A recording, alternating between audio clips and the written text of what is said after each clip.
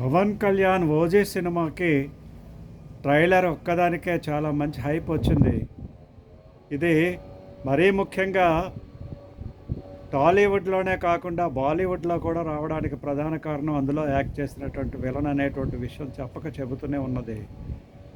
అయితే నాకు అనిపిస్తున్నది ఏంటంటే ఓజీ సినిమాలో అంత హైప్ రావడానికి, అంత బాగా రావడానికి మిగతా వాళ్ళ ఇన్వాల్వ్మెంట్ తక్కువగా ఉంది అనేటువంటిది, వేలు పెట్టేటువంటి వాళ్ళు తక్కువగా ఉన్నది అనేటువంటిది నాకు అర్థమవుతుంది.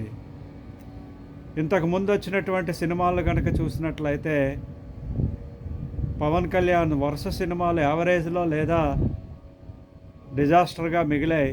ప్రధాన కారణం involvement of Trivikram Srinivas. Course Pawan Kalyan అతన్ని గురూజీగా పిలుస్తాడు అనుకోండి. అతి ప్రేమ వల్ల లేదా అతి కాన్ఫిడెన్స్ వల్ల అతడు ఏలుపెట్టిన సినిమాలు, అతడు అడుగుపెట్టిన సినిమాలన్నీ కూడా స్మాష్ అయిపోయి, ఇందులో చాలా తక్కువ అడుగుపెట్టినట్టుగా ఇన్వాల్వ్ అయినట్టుగా నాకు అనిపిస్తున్నది. కాబట్టి తప్పనిసరిగా ఓజీ సినిమా బ్లాక్ బస్టర్ అవుతుంది అనేటువంటి విషయాన్ని పవన్ కళ్యాణ్ అభిమానులకి ఈ సందర్భంగా నేను చెప్పాలనుకుంటున్నాను. జై హింద్, జై భారత్, గుడ్ లక్.